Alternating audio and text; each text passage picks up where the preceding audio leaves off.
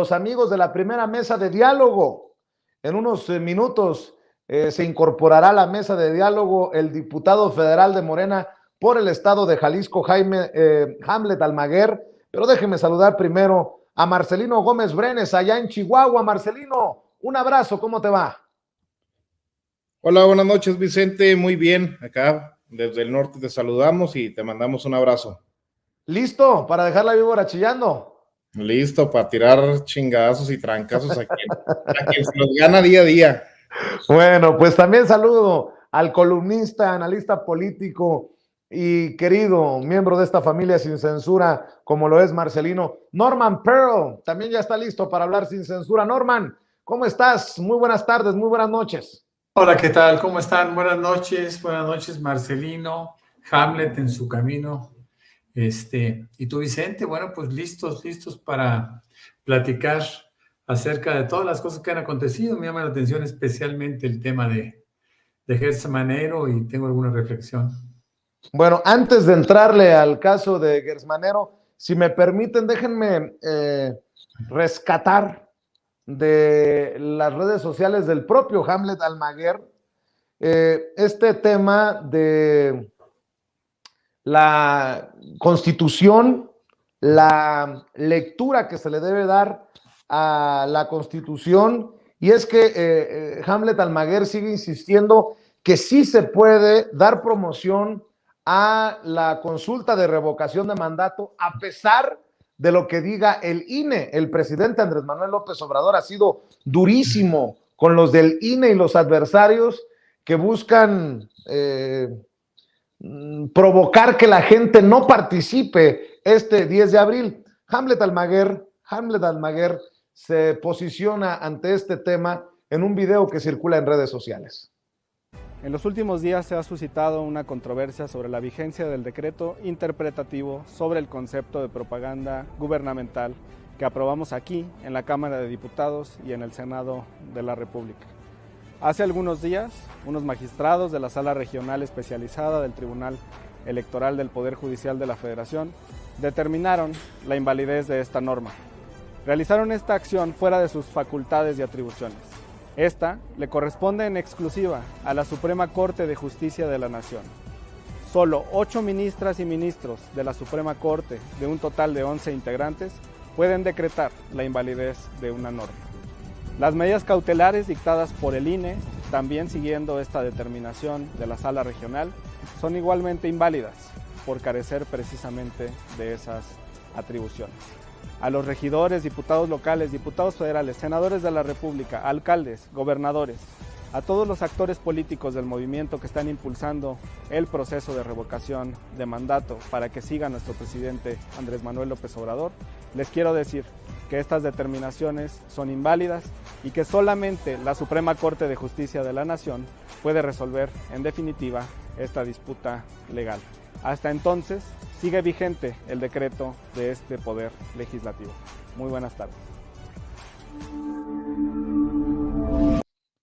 Y es que, carambas, qué cosas con el INE, andan desatados, pues buscando que solo sus chicharrones truenen. El presidente Andrés Manuel López Obrador ha sido claro, contundente en la mañanera y creo que lo continuará haciendo el presidente de la República. Marcelino, ¿el INE contra el pueblo?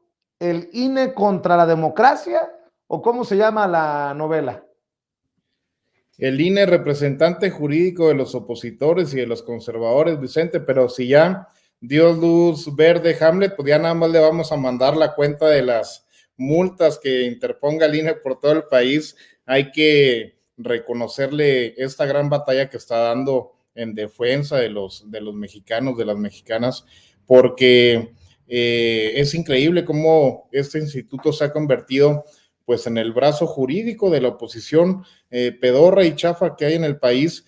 Veíamos ahora con esta nueva campaña de payasos que salen, según ellos, en contra del Tren Maya, pues a lo que se ha reducido la oposición. Los conservadores han pasado de tener pésimos cuadros políticos, de tener corruptos, cínicos, sinvergüenzas, asesinos en sus filas, ahora ser representados por verdaderos payasos como Eugenio Derbez. No tardamos unos cuantos meses para que Platanito y el perro Guarumo empiecen a ser los portavoces de la oposición. Es cada vez más gracioso, más chistoso, y tienen que valerse de pues esas instituciones que han estado históricamente al servicio de la mafia del ¿Qué no poder. te basta con Lili Telles o qué? ¿Qué no te basta con la comediante Lili Telles o qué?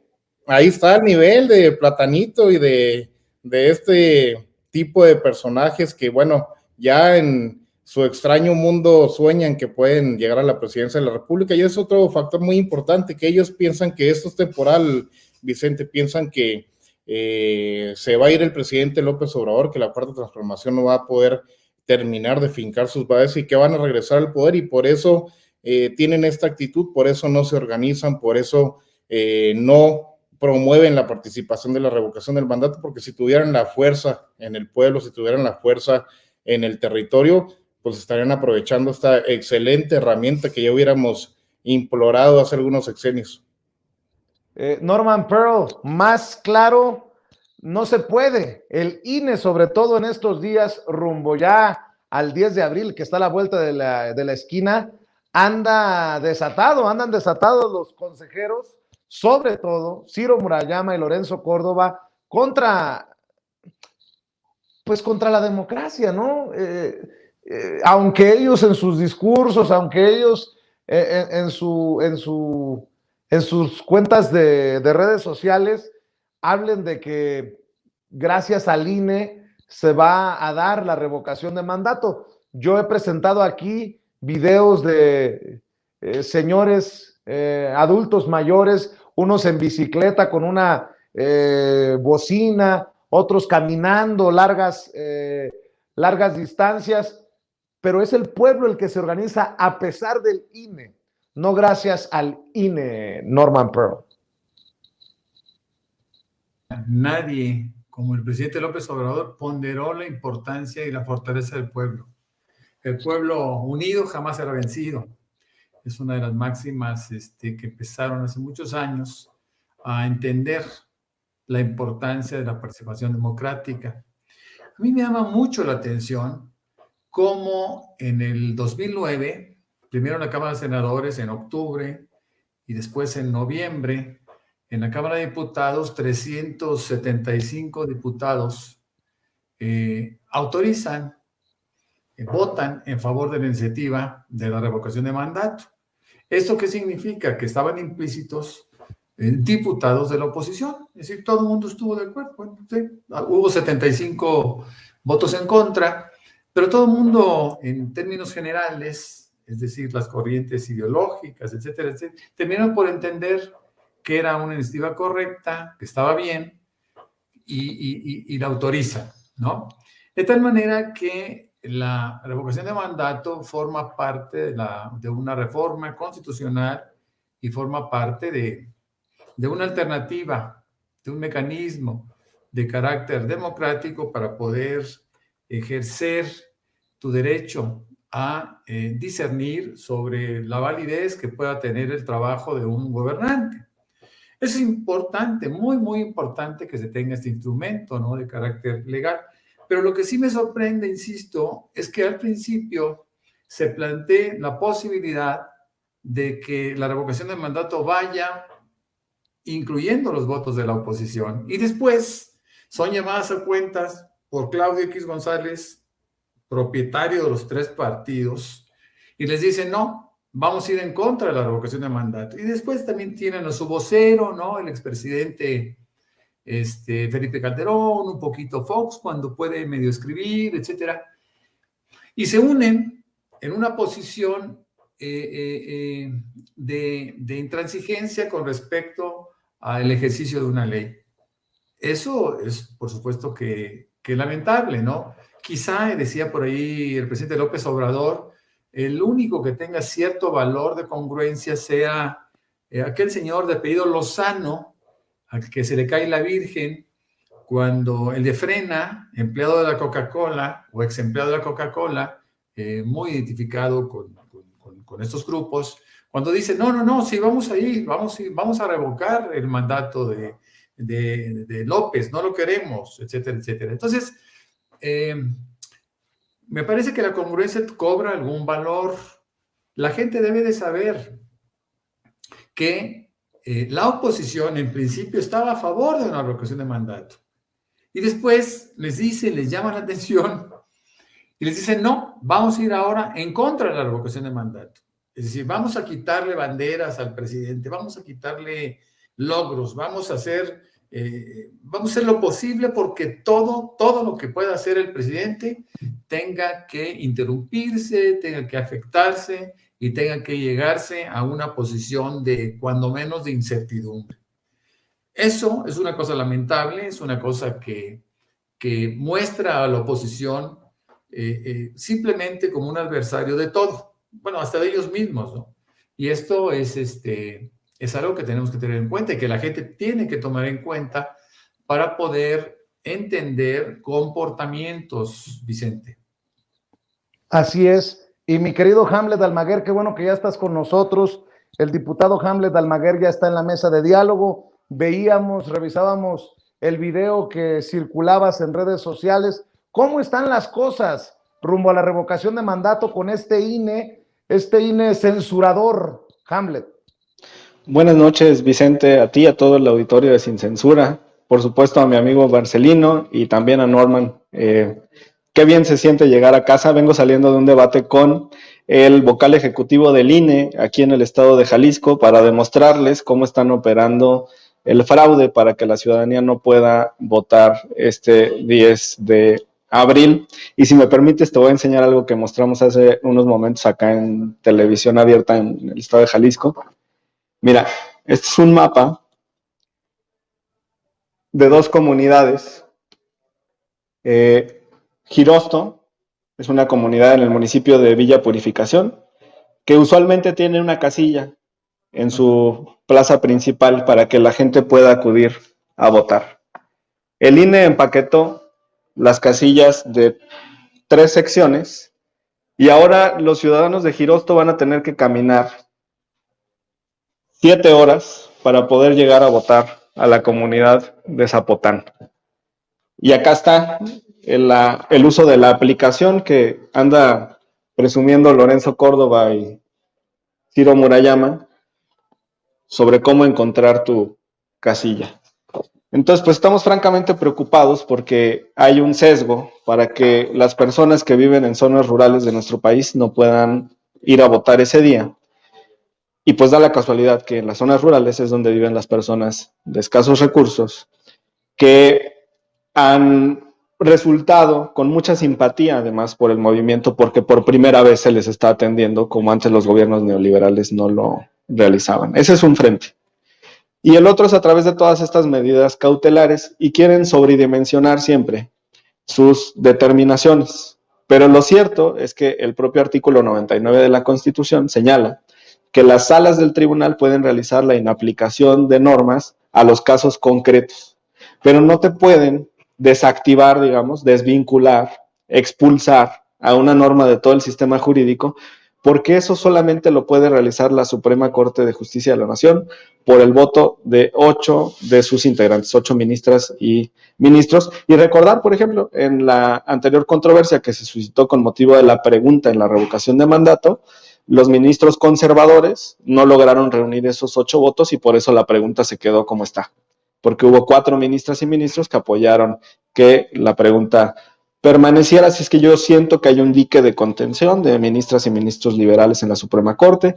No se ha admitido a trámite todavía la acción de inconstitucionalidad que presentó el PAN y pues estamos ahí en esta batalla legal. Y sobre lo que dice Marcelino, pues sí, estos son capaces de ponerle multa hasta este programa por lo que estamos manifestando, pero yo creo que todos debemos de estar en contra de la censura y de defender la libertad de expresión y sí decirles que el decreto interpretativo es la norma vigente en este momento en el país porque fue aprobado por las 2 cámaras y fue publicado en el Diario Oficial de la Federación. Así de simple, así de sencillo, Vicente. Bueno, hay un caso que nos debe de ocupar el día de hoy, que es la decisión de la Suprema Corte de Justicia de la Nación, que significa un tremendo trancazo al fiscal general de la República, Alejandro Gertz Manero, el hombre responsable de la Procuración de Justicia. Todavía al salir de prisión se le acusa, o esta señora Cuevas lo acusa de haberla querido enterrar con un delito que él se sacó de la manga. Le pide al presidente que protección porque quedan vulnerables. En fin, es un caso muy, muy fuerte. Marcelino, ¿cómo lo ves tú a distancia? Mira, Vicente, primero que nada, pues levanta mucho que decir la unanimidad con la que se da esta resolución. Eso es algo de lo que hemos venido hablando en las últimas semanas en tu programa, y es el no poder meter las manos al fuego por todos los colaboradores o todo el equipo que acompaña al presidente López Obrador y que se ha sumado y ha estado en este camino, la cuarta transformación. Yo creo que el caso de Gertz Manero ya ha sido muy discutido aquí. No hemos tenido los resultados que quisiéramos, el pueblo no ha tenido los resultados que exige, no ha tenido la fiscalía la misma velocidad que tiene el Ejecutivo, no tiene la misma velocidad y a lo mejor la misma visión del presidente López Obrador, y esta pues es una señal más para que pues también pintemos nuestra raya y podamos distinguir entre un colaborador, un trabajador del gobierno de México, entre un fiscal, entre el mejor amigo puede ser del presidente de la República y el mismo presidente de la República.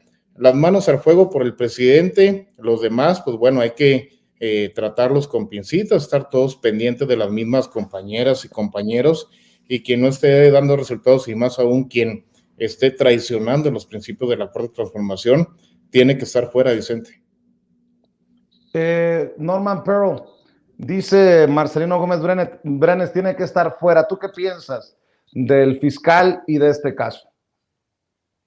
Mira, el caso personal, o el problema, o el pleito personal del fiscal Gertz Manero en contra de esta familia se inicia en 2015 con la muerte de Federico, su hermano.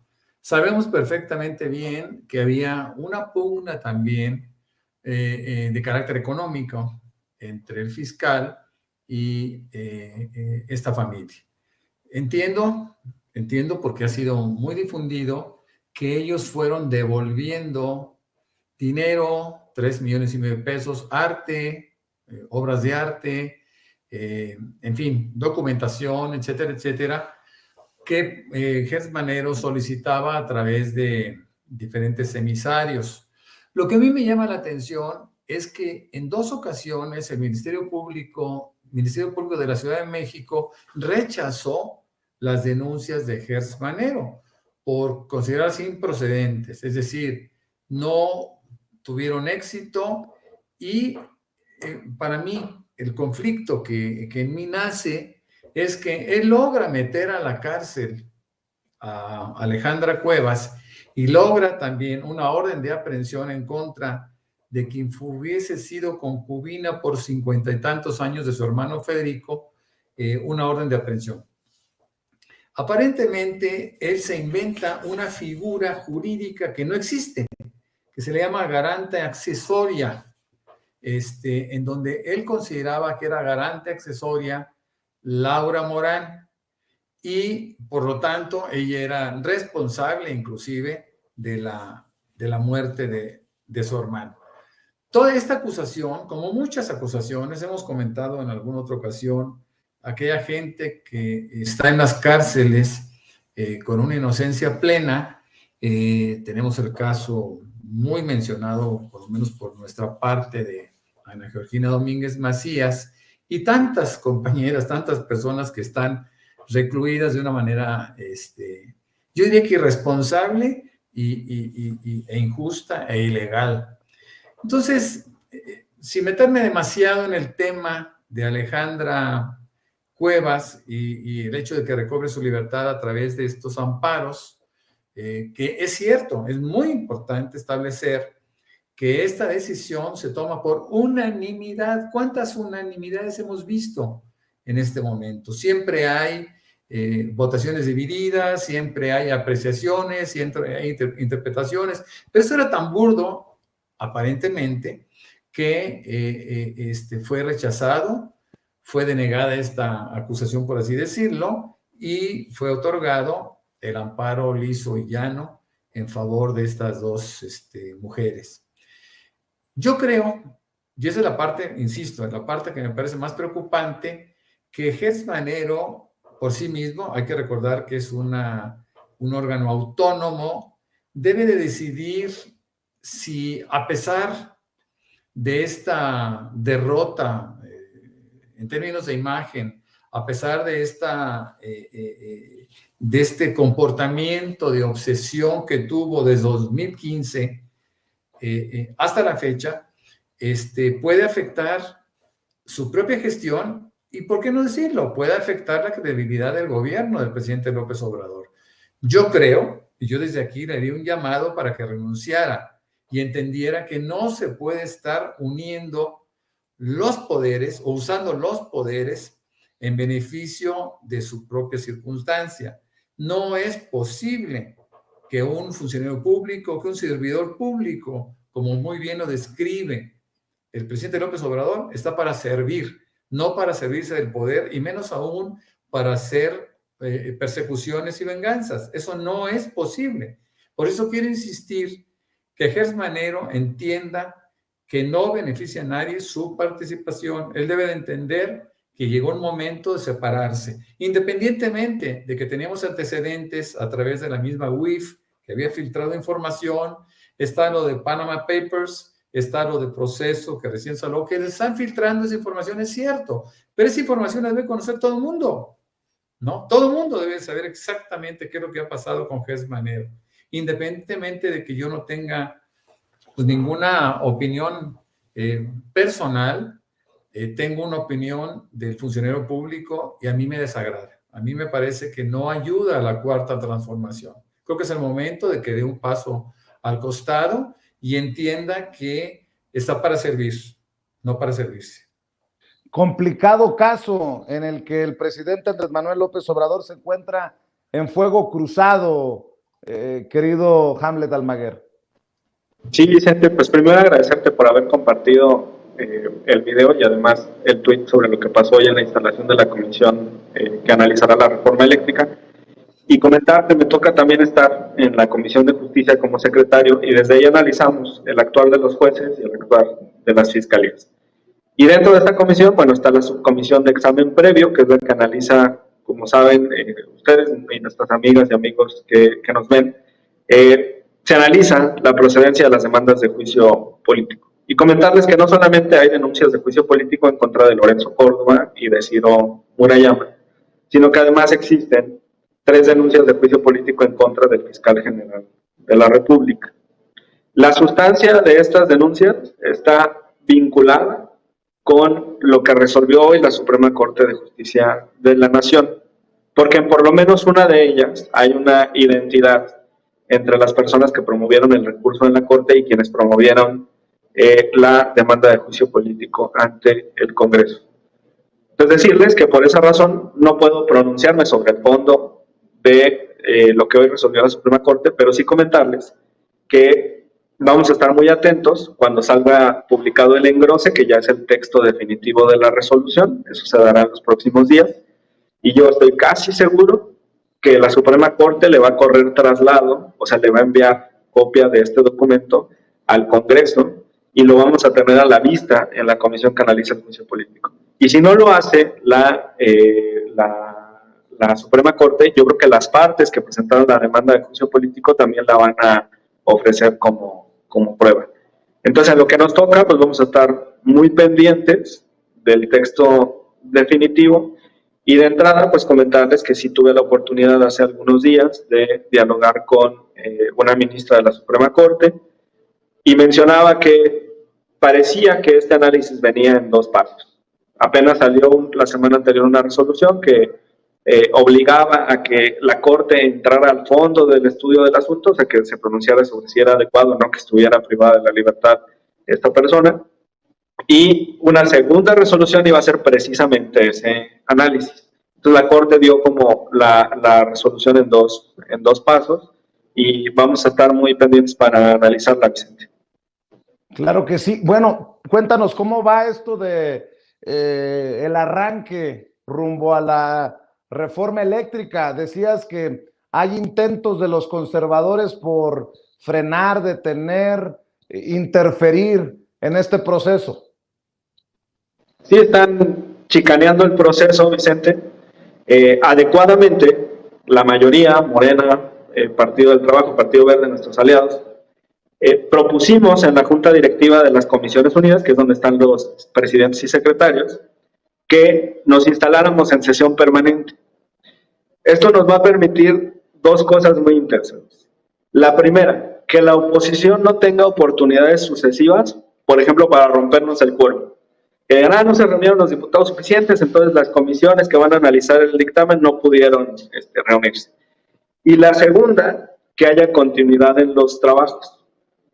Porque no importa a la hora que terminemos de discutir, si terminamos a las 12 de la noche, 1 de la mañana, en ese momento el presidente de la comisión decreta de nueva cuenta el receso y él tiene la facultad exclusiva de determinar cuándo nos volvemos a reunir y no se requiere citar con la antelación que normalmente se establece.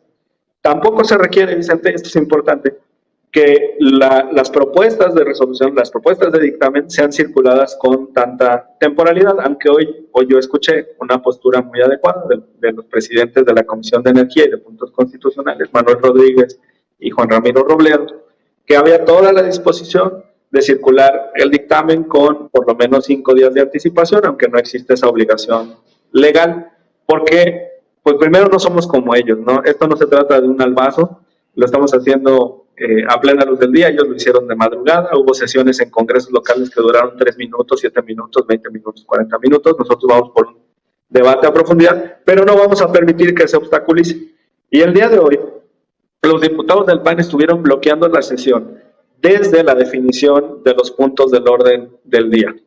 Y querían, por ejemplo, que no hubiera avance hasta tener el proyecto de dictamen. Lo que nosotros decimos es que como la sesión es única, porque es un conjunto, es permanente, no importa en este momento el proyecto de dictamen. Lo que importa es que ya se pudiera instalar y cuando el presidente de la comisión tenga bien entregarnos el dictamen, poder entrar al análisis de fondo. Comentarte también que hay 3 frentes para esta discusión. Y uno muy importante que a lo mejor no se ha atendido por todos los medios, es el que se está dando en la comisión que analiza los temas de recursos naturales, de medio ambiente, que es presidida por Karen Castrejón, la presidenta del Partido Verde, y donde hay una fuerte presencia de legisladores de Morena, porque ahí se va a emitir una opinión sobre la reforma eléctrica que se nos va a turnar a la Comisión de Puntos Constitucionales y de Energía, que son el segundo y el tercer frente. Pero hoy yo les quiero decir que hubo un avance sustancial porque nuestra sesión va a estar abierta de forma permanente y vamos a poder continuar con los trabajos sin que lo puedan obstaculizar los diputados de la derecha.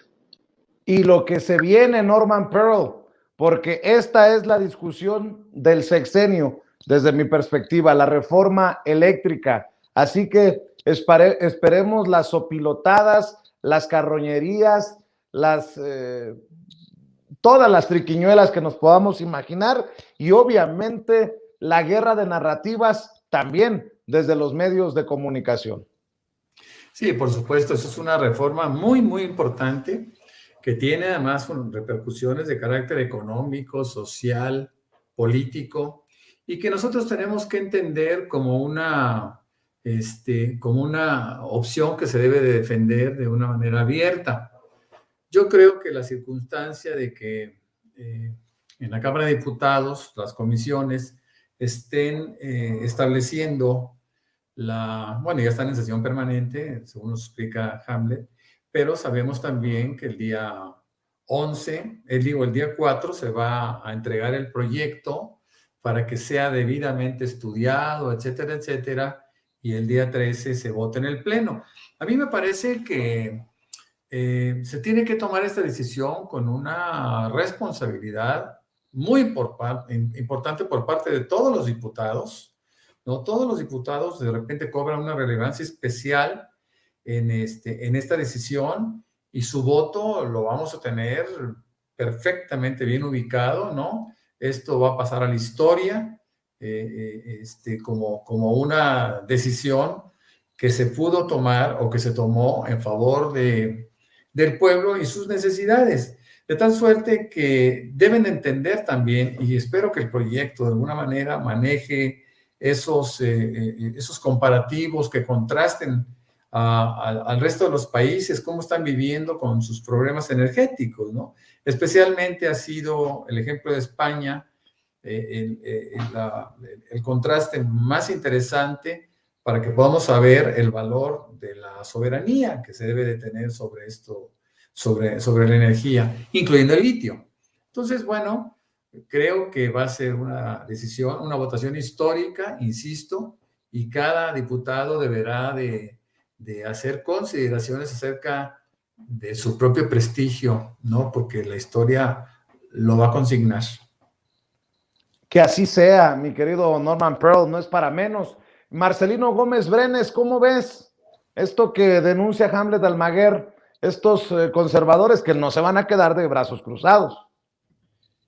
No, quieren sobre todo apagar la participación de la ciudadanía, como en todos los procesos, Vicente, y yo creo que como dirían los maoístas, tiene que haber en estos momentos una gran discusión en el seno del pueblo. La importancia de iniciar esta discusión previo al ejercicio de la revocación de mandato, pues es sumamente importante. Hay que generar calentamiento social para que la gente participe en contra o a favor, pero lo que necesita este país hace mucho tiempo es que el pueblo se involucre en las decisiones importantes y trascendentales del país. Y bueno, los conservadores, los panistas, priistas y compañía, pues lo dejan muy claro una vez más, están impidiendo que exista una verdadera democracia, están impidiendo, tratando de retrasar el avance de la cuarta transformación.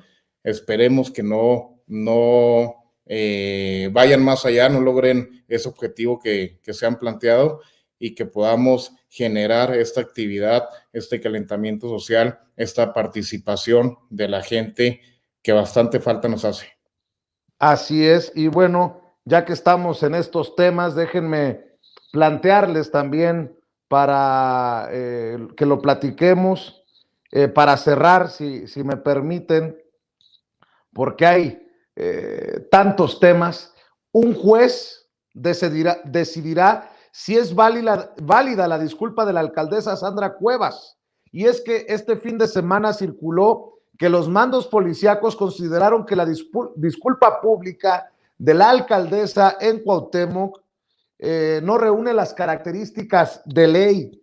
Hasta en eso petardean los prianredistas. Carambas, mi querido Marcelino Gómez Brenes, pues seguramente tú estabas al pendiente de la disculpa, no disculpa, la disculpa del corazón, pero sin aceptar lo que hizo de Sandra Cuevas. Pues como su corazoncito, Vicente, y su cabecita, disculpas hipócritas, eso no es una disculpa. Yo creo que lo primero que debe atender es la recomendación y la obligación ya de atenderse mentalmente, y yo creo que junto con ella varios y varias de la oposición pues deberían de hacerle mancuerna, incluida Lili Telles. No falta mucho tiempo para que le hagan una recomendación de ese tipo, porque realmente están engañados, están pues transformados en una cosa que no se entiende, son una falsedad por completo. Este tipo de hipocresías, qué bueno que no han sido aceptadas esas disculpas falsas, y lo más importante es que se haya sentado el precedente de que este tipo de acciones tienen consecuencia, y sobre todo que este tipo de fantocherías con las que se ha manejado en el ejercicio del poder pues son intolerables y son algo que a la gente le causa pues más que molestia, incluso un poco de asco, Vicente. Norman Pearl, tu opinión acerca del caso de Sandra Cuevas. No le aceptan sus disculpas, un juez determinará ¿Qué procede? Norman, ¿andas por ahí? El acuerdo reparatorio no contemplaba la posibilidad que ella negara los hechos, ¿no? Es increíble que tú acuerdes con alguien una disculpa pública y en la misma no esté inmersa, en esa disculpa esté inmerso una negación de los hechos, de tal suerte que el juez pues seguramente estará en condiciones de establecer pues quizá una sanción adicional, porque además no fue cosa menor, ¿no? Una disculpa a mí me pareció un absurdo, ¿no? No fue cosa menor que secuestraran, ¿no? En fin, esos 3 delitos en los cuales se incurrió, pues son delitos serios, son delitos graves que seguramente debieron de haber contemplado su propia destitución, pero bueno, finalmente era ahí hay una restricción de carácter inclusive político para poder decidir, pero siempre será insuficiente una disculpa y menos aún en los términos que lo manejó, ¿no? Que fue algo pues de risa. Así es, y cierro con tu opinión, Hamlet Almaguer. Yo cuántas veces he dicho que se disculpen los que mienten, los que ofenden, los que tergiversan, pero hay de disculpas a disculpas, nos queda claro ya. Pues yo creo que la mejor forma de disculparse sería con su renuncia, porque qué calidad moral para gobernar puede tener alguien con este precedente, porque ese tema pues ya nunca se lo va a poder quitar, quedó comprobado ante las autoridades judiciales lo que ocurrió, es culpable de esta situación y pues lo analizará este juez, pero además si los elementos de seguridad siguen en contra de esa calificación, o sea, aún si el juez lo validara, desde mi perspectiva ellos podrían presentar un juicio de amparo para poder combatir esa resolución si no es de su agrado. Entonces, esto todavía no se termina y va para largo. Pues mientras tanto decirles que ese es el modus operandi de la coalición de derecha. Son racistas, son clasistas, son prepotentes, no cumplen con la ley y además son hipócritas, Vicente. Querido Hamlet Almaguer, estamos al pendiente de lo que surja de la Cámara de Diputados, en donde estás jugando un papel importante rumbo a pues que se haga realidad la reforma eléctrica. ¿Por qué no cerramos invitando a la gente para que te siga en redes sociales y esté informada de tus esfuerzos? Muchas gracias, Vicente, gracias a todos los amigos de Sin Censura, a Norman, a Marcelino, un placer haber estado con ustedes. En Twitter, Facebook e Instagram me encuentran como Hamlet Almaguer y estamos también en varios frentes, reforma eléctrica, la reforma político-electoral, los temas del INE y ahora también el proceso de juicio político. Te informo que hoy me reuní con el director general de Asuntos Jurídicos de la Cámara y él ya le envió un oficio a los copresidentes de la Comisión de Examen Previo, la Subcomisión de Examen Previo, diciéndoles que él ya tiene los expedientes listos para poder entrar a estos análisis. Vicente, muy buenas noches. Estamos al pendiente. Norman Pearl, ¿en dónde te leen? ¿En dónde te buscan? ¿En dónde te apoyan las miles de personas que nos están viendo y escuchando?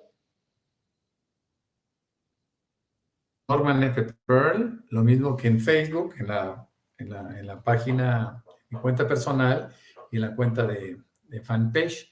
También me pueden leer en Manifiesto 21 MX, en La Lupa MX y en Reporte 32 MX. Es un placer para mí siempre poder compartir contigo, Vicente, y por supuesto con Marcelino y Hamlet, que tanto aportan en este programa. Muchas gracias a todos.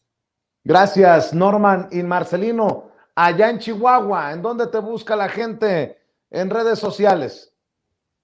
Muchas gracias, Vicente. Estamos en todas las redes sociales, Facebook, Twitter, Instagram y YouTube como Marcelino Gómez Brenes. Un abrazote para Norman y mucho ánimo. Un abrazo también muy grande para Hamlet. Hay que seguirles dando duro. Claro que sí. Un abrazo a todos. Que descansen. Buenas noches. Nos vemos pronto en otra mesa de diálogo aquí en Sin Censura. Buenas noches.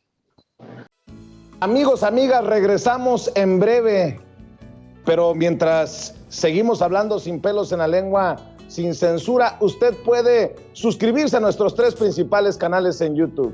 Sin Censura Media, en donde tenemos más de 1.600.000 suscriptores. Sin Censura TV, en donde tenemos más de 1 millón de suscriptores.